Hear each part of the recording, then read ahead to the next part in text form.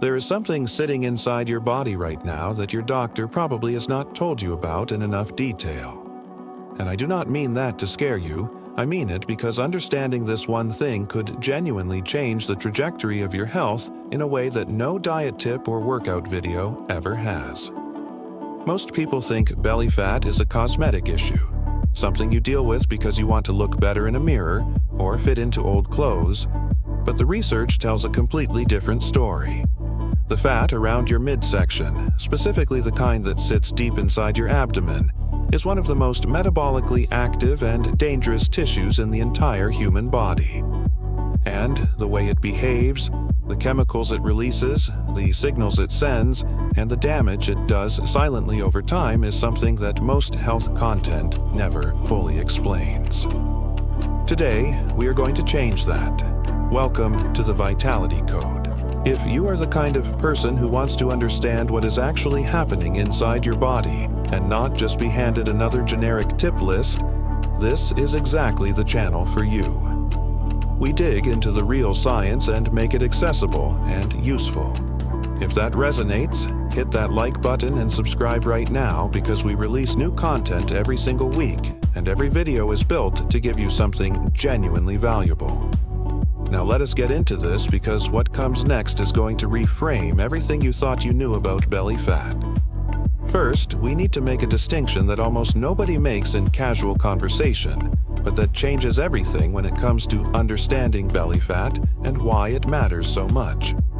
There are two fundamentally different types of fat in your abdominal region. The first is subcutaneous fat. This is the fat that sits just beneath your skin. You can pinch it. It is soft. It jiggles. It affects how you look in a swimsuit. And while excess subcutaneous fat is not ideal, it is relatively benign from a health perspective. The second type is visceral fat. This is the fat that sits deep inside your abdominal cavity, surrounding your organs including your liver, pancreas, and intestines. You cannot pinch it. You cannot see it directly. And you absolutely cannot feel it. But this is the fat that researchers, cardiologists, and endocrinologists genuinely worry about.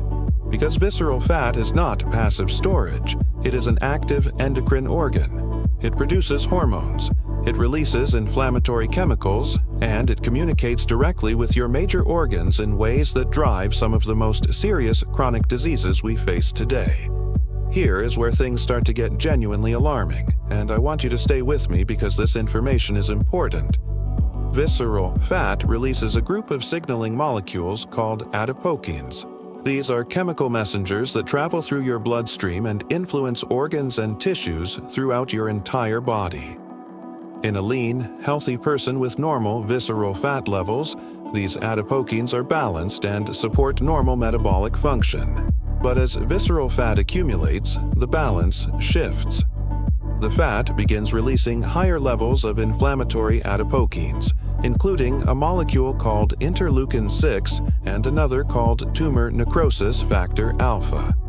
These chemicals promote systemic inflammation, which is a low-grade chronic state of immune activation that damages blood vessel walls, disrupts insulin signaling, interferes with liver function, and creates an internal environment that is strongly associated with heart disease, type 2 diabetes, certain cancers, and even cognitive decline. This is not theoretical. The research linking visceral fat accumulation to these outcomes spans decades and involves hundreds of thousands of participants across multiple continents.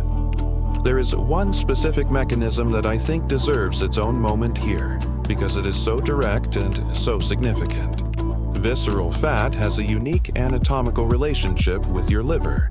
The blood that drains from visceral fat flows directly into the portal vein, which is the main blood vessel supplying your liver. This means that everything your visceral fat releases, every inflammatory molecule, every fatty acid, every chemical signal, goes straight to your liver before it goes anywhere else in your body. Your liver is then exposed to a constant stream of these substances at concentrations far higher than any other organ experiences. Over time, this leads to a condition called non-alcoholic fatty liver disease, where fat begins to accumulate in liver cells, impairing their function. Non-alcoholic fatty liver disease now affects roughly 1 in 4 adults in the United States and is one of the leading causes of liver failure and liver-related mortality. And its primary driver is not alcohol, it is visceral fat. But here's something that surprises almost everyone when they first hear it. You do not have to look overweight to have dangerous levels of visceral fat. Researchers have a term for this that has become increasingly important in metabolic medicine. They call it TOFI, which stands for thin outside, fat inside. Studies using advanced imaging techniques like MRI and DEXA scans have found that a significant percentage of people who appear lean by standard measurements, including those with normal body weight and even normal BMI, carry excess visceral fat around their organs. These individuals have all the internal metabolic risk without any of the external warning signs. Their blood work may even look normal. And yet their visceral fat is quietly driving inflammation, insulin resistance, and organ stress in the same way it does in people who carry obvious excess weight. This is one of the reasons why relying on the scale or even BMI as your only health metric can be so misleading. So what actually causes visceral fat to accumulate? And this is where the answers are more nuanced than most people expect.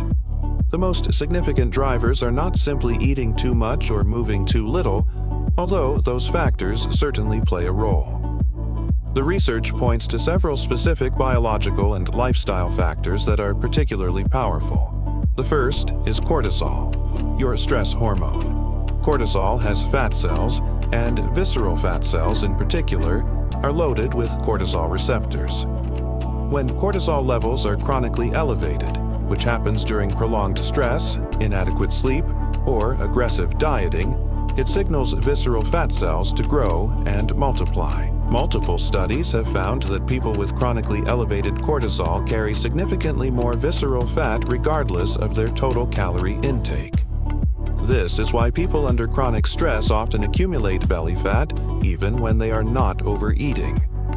Their hormones are driving the accumulation independent of calories. The second major driver is sleep deprivation.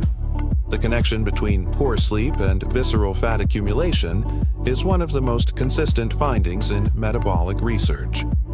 A study that followed over 1,000 adults over 5 years found that people who slept 5 hours or less per night gained significantly more visceral fat over that period compared to people who slept 6 to 7 hours.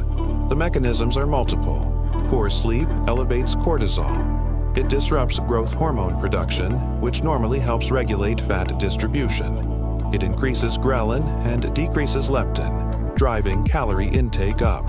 And it promotes insulin resistance, which makes it easier for calories to be stored as fat rather than used for energy. Sleep is not just rest.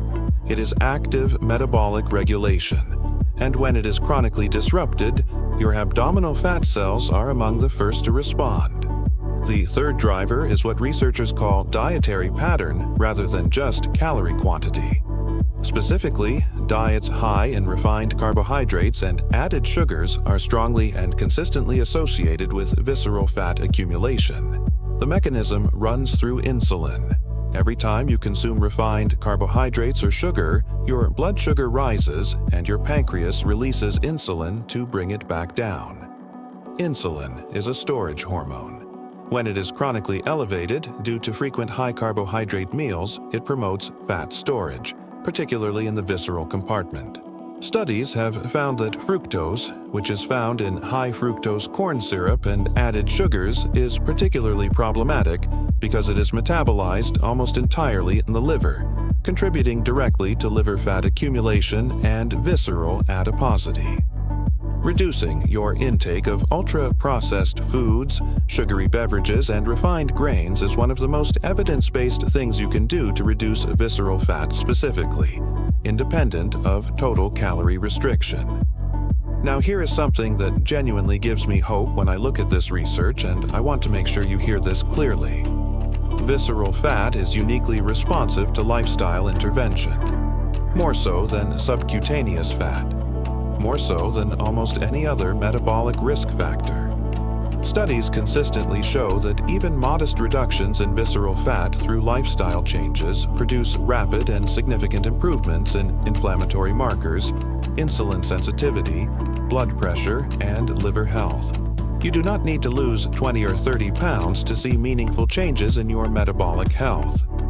Research has found that losing just 5 to 10% of your body weight, when done through the right combination of dietary changes and exercise, can reduce visceral fat by up to 30%. That is a 30% reduction in the tissue that is most directly driving your metabolic risk, from a 5 to 10% change in body weight.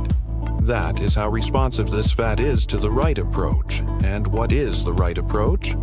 The evidence points clearly to a combination of factors: moderate calorie reduction with an emphasis on whole foods and reduced refined sugar intake; regular aerobic exercise, which has been shown in multiple studies to specifically target visceral fat even before it is visible on the scale; resistance training, which improves insulin sensitivity and shifts hormonal balance in ways that discourage visceral fat accumulation; prioritizing sleep as a non-negotiable metabolic tool; and actively managing stress not just for mental health reasons, but because cortisol and visceral fat are directly and powerfully linked.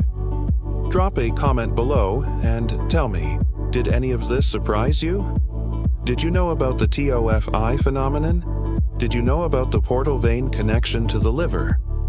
I genuinely want to know what landed for you because your feedback shapes what I cover next. And if someone in your life has been dismissing their belly fat as just a cosmetic issue, share this video with them. Because this is not about how you look. This is about what is happening inside your body right now and what you have the power to change. Belly fat is not just weight, it is biology, it is chemistry. It is a conversation your body is having with itself about your health. And now you understand enough of that language to start changing the conversation.